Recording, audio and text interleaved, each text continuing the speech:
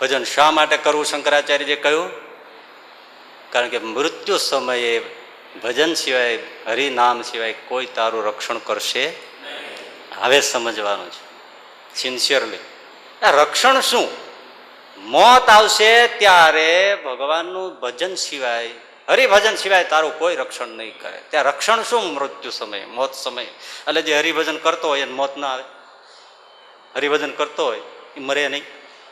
તો રક્ષણ શું? મૃત્યુ સમયે શું રક્ષણ? કે જે હરિભજન કરતો હોય એને અકસ્માત ન થાય, અને થાય તો એ બાલ બચી જાય, એને કાંઈ ન થાય. મોટર ભાંગી જાય પણ એવો ને એવો નીકળે. આ સ્વાઇન ફ્લુ ને એવા બધા રોગચાળા ફાટી નીકળે પણ એને કશું થાય જ નહીં. થાય તો મરે નહીં, ગમે તેમ કરે તો મરે જ નહીં. એવું રક્ષણ?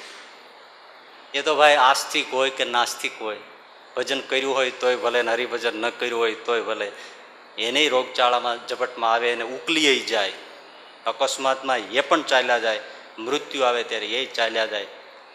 મૃત્યુ સમયે રક્ષણ શું એ સમજી રાખવું. હા, એનો અર્થ એવો નથી કે જેણે હરિભજન કર્યું હોય એને આવા કોઈ વિપરીત પ્રસંગો આવી જાય ત્યારે ભજન કરનારાને ભગવાન રક્ષા નથી કરતા.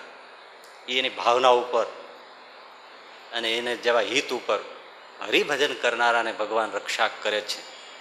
આશ્રય જેને છે ને, અરે એક છોકરો દત્તક લીધા પછી એનો બાલ્ય પિતા બાપ ગણાય તો એ પણ એ છોકરાનો રાજદી છત્ર બને. ગુણાતીતાનંદ સામે કીધું છે ને, ભગવાન તો આપણી રક્ષામાં જ બેઠા છે. જેમ આંખની રક્ષા પાપણ કરે છે, હાથ જેમ આપણી ડોકની રક્ષા કરે છે, અને માવતર જેમ છોકરાની રક્ષા કરે છે, એમ ભગવાન પોતાના ભક્તની રક્ષા કરે છે ને બેઠા છે. રક્ષા તો થાય જ છે. એટલે એવું નથી કે હરિભજન કરે તો બધા પછી એને કાંઈ વિપરીત પ્રસંગો હોય ત્યારે રક્ષા નથી થતી. થાય જ છે.